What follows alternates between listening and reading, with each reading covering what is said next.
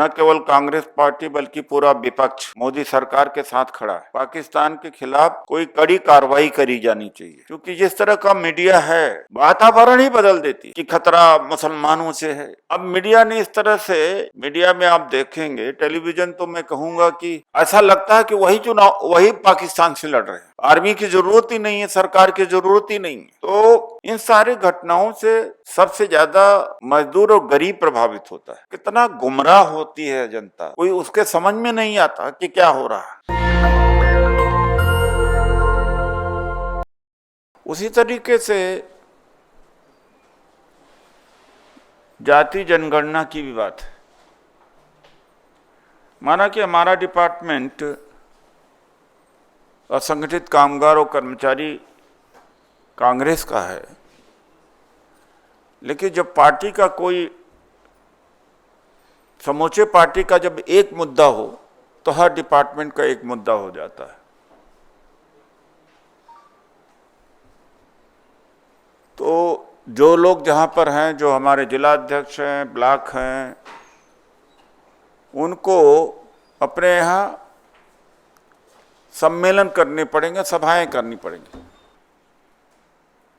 क्योंकि सबकी भागीदारी है। पहले जो भी आता था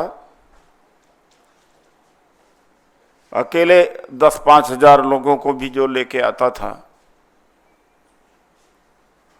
वो इस देश के ऊपर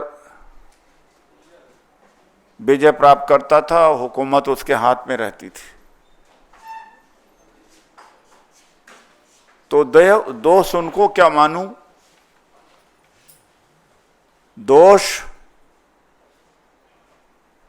हमारे भारतीय समाज की था, जो हजारों जातियों में बटा था। एक जाति की जिम्मेदारी होती थी रक्षा की, बाकी जाति तमाशबीन करके देखती रहती थी कि कौन आ रहा कौन जा रहा। हमारे यहाँ धारणा होती थी कि को होए नृप हमें कहानी, चेरी छोड़ होवे न रानी। तो कोई आए कोई जाए, जो अछूत थे, दलित थे, महिलाएं थे, उनको क्या मतलब था। उनमें एक मेजॉरिटी, जो 90% से ज्यादा लोगों के अंदर वो बोध ही नहीं था, बल्कि ये खुश हुआ करते थे चलिए बाहर के जो लोग आए हैं वो राज करेंगे, तो हम जो स्थानीय स्तर के भेदभाव हैं, अत्याचार से मुक्त होंगे।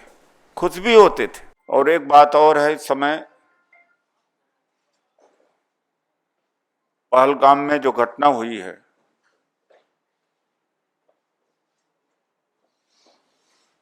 तो भारतीय जनता पार्टी की सरकार पाकिस्तान से लड़ने के बजाय वो कांग्रेस से लड़ रही है, यहाँ के मुस्लिम समाज से लड़ रहे हैं। आपको जवाब देना है कि न केवल कांग्रेस पार्टी बल्कि पूरा विपक्ष मोदी सरकार के साथ खड़ा है। पाकिस्तान के खिलाफ कोई कड़ी कार्रवाई करी जानी चाहिए। अब लोगों का धीरज का बांध टूट रहा है कि कब कार्रवाई होगी। और भारतीय जनता पार्टी से और आईएसआई से लगता है कोई खास ज्यादा ही प्रेम है।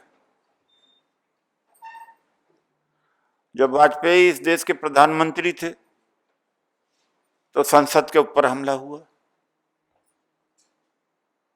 उरी में हमला हुआ, आर्मी बेस है, पठानकोट के एयरबेस पर हमला हुआ, नगरोटा में हमला हुआ, अमरनाथ में हमला हुआ, पुलवामा में हमला हुआ, अब पहलगाम में हमला हुआ। कुछ तो बात है कि सिक्योरिटी क्यों गायब थी वहां पर।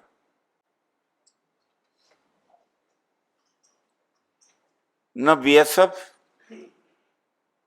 और न सीआरपीएफ, न पुलिस, न आईबी, सारे गायब थे। कोई बात तो है। इन सारी घटनाओं से सबसे ज्यादा मजदूर और गरीब प्रभावित होता है। महसूस नहीं करता अलग बात है, सबसे ज्यादा वो प्रभावित होता है। क्योंकि जिस तरह का मीडिया है तो पूरा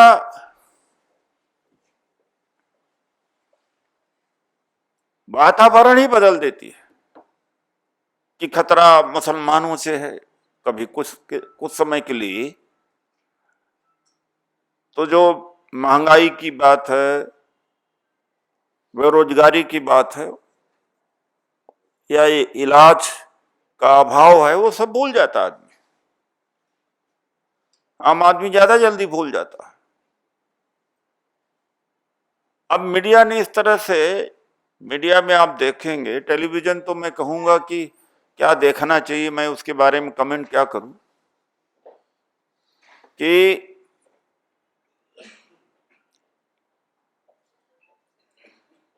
ऐसा लगता है कि वही चुनाव वही पाकिस्तान से लड़ रहे हैं। आर्मी की जरूरत ही नहीं है, सरकार की जरूरत ही नहीं है।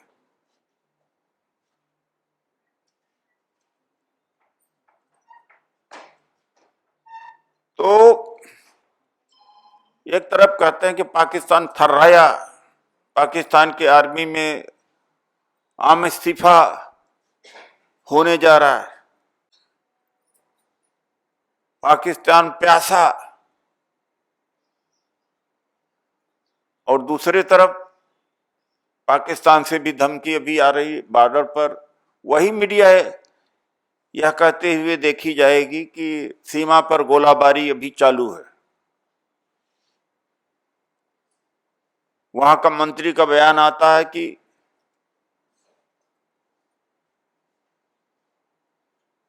हमने न्यूक्लियर वेपन इस तरह सजाने के लिए नहीं। फिर वो धमकी आती है कि पानी रोक के दिखा दे। तो कितना गुमराह होती है जनता, कोई उसके समझ में नहीं आता कि क्या हो रहा है। तो ये आज के समय में स्थिति है। इसलिए खैर आज वो कोई लंबा चौड़ा संगठन के बारे में बात नहीं करना है, बल्कि एक धन्यवाद देना है। हम हमारे पदाधिकारी धन्यवाद देंगे राहुल जी को, खड़गे जी को, कि अगर उन्होंने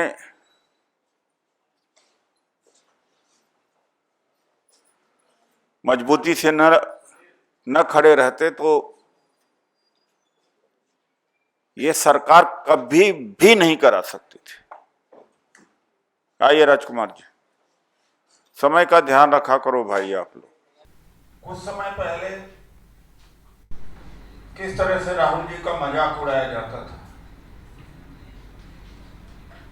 और मुझे मालूम था कि कितने ज्यादा एजुकेटेड हैं, पढ़े लिखे हैं, आम जनता के करीब हैं।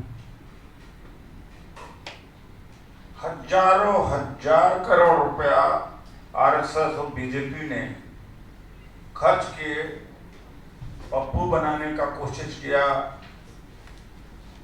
कम समझदार बनाने की कोशिश किया। और भारत के एक ऐसे नेता हैं जो सबसे ज्यादा समझदार, सबसे ज्यादा पढ़े लिखे में माने जाते हैं।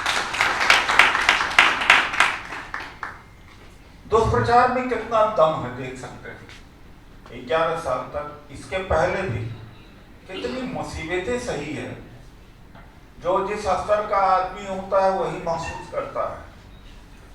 कितनी खिल्लियां उड़ती थी, कितना मजाक उड़ाया जाता था, भयंकर मजाक उड़ाया जाता था।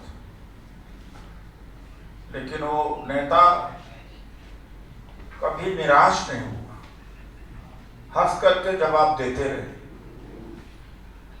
आज बीजेपी में भी, आरएसएस में भी अंदर से पता है कि बड़ा विद्वान और इस समय सबसे बड़ा अगर जननायक कोई नेता है इस देश में तो मोदी से भी बड़ा राहुल गांधी जी।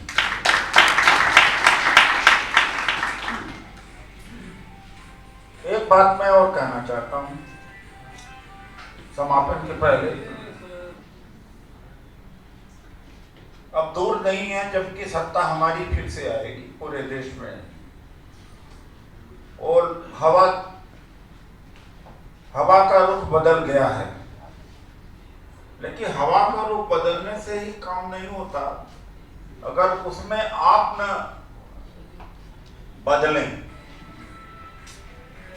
देखिए ऐसा होता है कि किस्मत उसी के साथ काम आती है जो कुछ काम करता है, जो काम नहीं करता वो तो किस्मत उसका साथ नहीं देती। मान लो जो किस्मत में विश्वास करते हैं,